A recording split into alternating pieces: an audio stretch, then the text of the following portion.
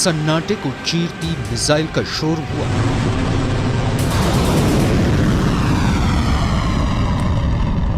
आवाज से 5 गुना रफ्तार वाली मिसाइलें लॉन्च होने लगी और फिर जमीन पर जोरदार धमाका होता है, इतना जोरदार कि जलजला आ जाता है। आग की लपटों के साथ जमीन का जर्रा जर्रा बिखर जाता है। धुएं का गुबार पूरे आसमान में छा जाता है। लगभग 50 सेकंड के इस वीडियो क्लिप से दुश्मन का कलेजा कांप उठा।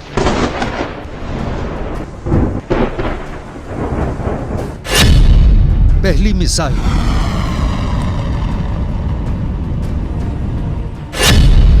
दूसरी मिसाइल,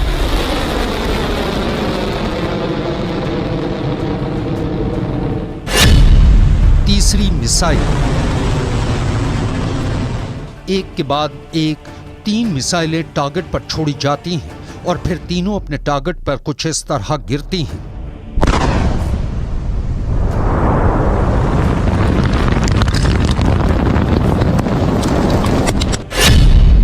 धमाका नंबर 1,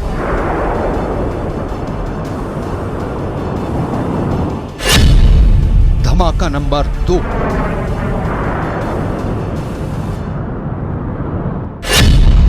धमाका नंबर 3,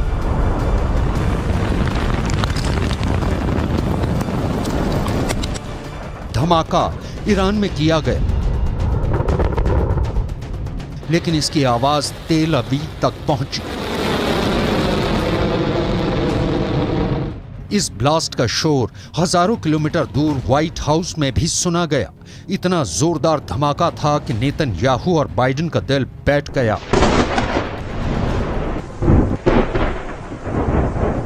ईरान की पहली हाइपरसोनिक मिसाइल वार और पलटवार के लिए तैयार है।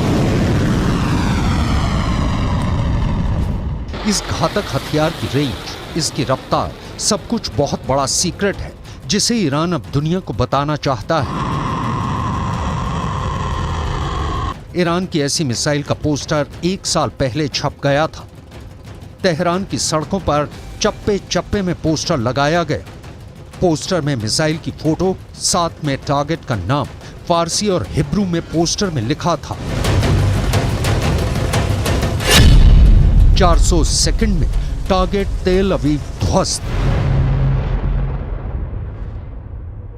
यह है ईरान की फतह 2 मिसाइल।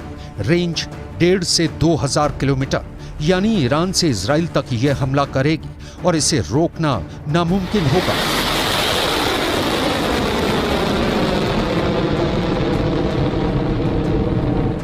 क्योंकि ये हाइपरसोनिक मिसाइल है, यानी स्पीड 6000 किलोमीटर प्रति घंटा से ज्यादा, या कहें कि आवाज से 5 गुना ज्यादा रफ्तार।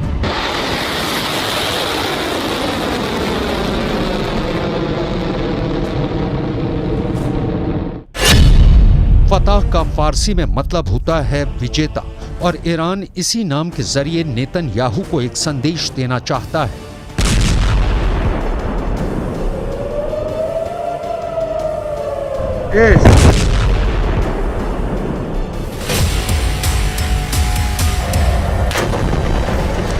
गाजा में हो रही बमबारी और हजारों लोगों की मौत को लेकर ईरान इस वक्त बहुत गुस्से में है। सबने सवाल पूछा कि मिसाइल है तो ईरान किस बात का इंतजार कर रहा है।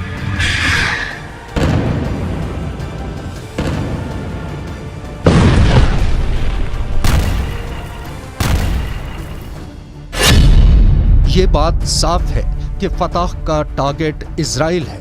पिछले साल नवंबर में ईरान की इस्लामिक रिवॉल्यूशनरी गार्ड कोर यानी IRGC ने दावा किया था कि उसने एक ऐसी हाइपरसोनिक मिसाइल बनाई है जो महज 7 मिनट के अंदर इजराइल को तबाह कर सकती है। यानी इजराइल को सिर्फ 400 सेकंड में बर्बाद करने का दावा किया गया, और अब फतह 2 सबके सामने है। هر هدفی رو که اراده بکنیم به حول قوه الهی دقیق اون رو مورد اصابت قرار بدیم تخيفنا ولم تخفنا في الله أكبر الله جندي.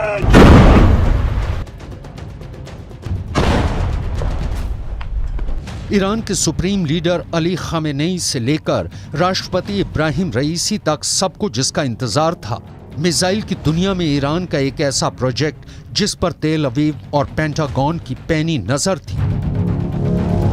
मिसाइल की ईरान की ताकत देखने के लिए दुनिया बड़ी बेसब्री से इंतजार कर रही थी। खामेनेई ने पहले इसी मिसाइल का एक सीक्रेट अड्डे पर जाकर मुआयना किया और फिर ईरान ने जोरदार बारूदी धमाका करके दोस्त और दुश्मन सभी को अपनी ताकत का सबूत दे दिया।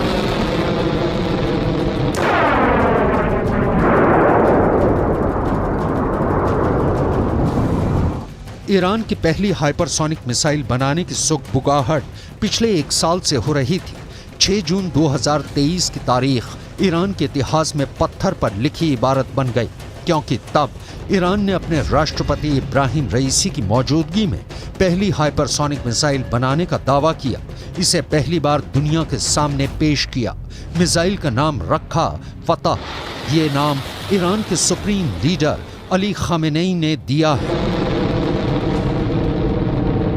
रईस जमहूर अमेरिका, सदर आज़म आलمان، رئیس جمهور فرانسه، نخست وزیر انگلیس، اینا دارن از یه چنین موجودی، از یه چنین هویتی دارن دفاع میکنن و بهش کمک دارن میکنن. این معناش چیه؟ معناش این است که مسئله تبعیض نژادی که امروز یکی از مسائل مهم دنیاست، ईरान ने पश्चिम एशिया में अपने मोहरों से इजराइल की घेराबंदी की हुई है। ईरान बार बार इजराइल को धमकाता रहता है।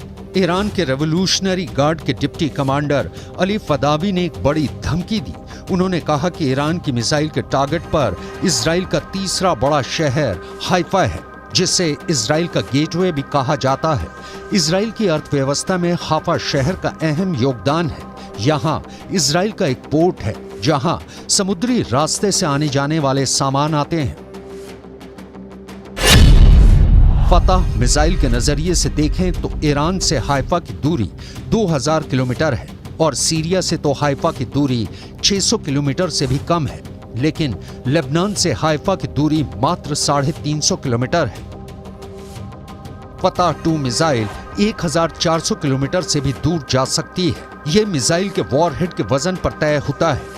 ऐसे में सवाल पैदा होता है कि अगर ईरान हाइफा को अपनी जमीन से निशाना बनाएगा तो क्या ईरान के पास 2000 किलोमीटर से दूर तक मार करने वाली मिसाइलें हैं जो हाइफा को निशाना बना सकती हैं, या फिर ईरान सीरिया और लेबनान से इजराइल के शहर हाइफा को निशाना बनाएगा। ईरान की सेना और सरकार ने दावा किया है कि इस हाइपरसोनिक मिसाइल के खौफ से अब दुश्मन आंख उठाकर देखने से पहले 1000 बार सोचेगा।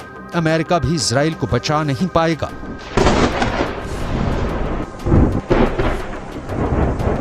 غرب، آمریکا و انگلیس و آلمان و فرانسه مشخصاً و بعضی دولت‌های منافق در کنار آنان، اینها یک شکست اخلاقی عظیم را در جهان تجربه کردند، اما آنها باید بدانند هیچ یک از این اقدامات مانعی نیست، عاملی نیست برای نجات صهیونیست‌ها.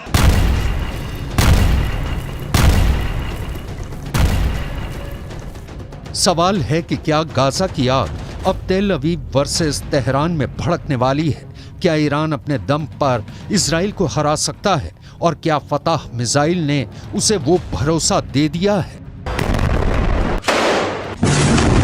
صنایع دفاعی و موشکی و نظامی بومی شده، وارداتی نیست که بشه با تهدیدها و بشه با دنبال کردن دشمنان این دانش رو و این صنعت پیشرفته رو. हाल के सालों में ईरान पश्चिम एशिया में एक बड़ी शक्ति बनकर उभरा है। ईरान ने अपने वर्चस्व बढ़ाने के लिए पूरे इलाके में अपने साथ कई देशों को भी लामबंद किया है। ऐसे में कहा जाता है कि ईरान के फतह 110 मिसाइल पहले से ही लेबनान में हिजबुल्लाह के पास है, जो आसानी से हाइफा को टारगेट कर सकती है। खबरें तो ऐसी भी हैं कि ईरान ने अपनी फतेह 110 और जुल्फिकार बैलिस्टिक मिसाइल को सीरिया में तैनात कर दिया है।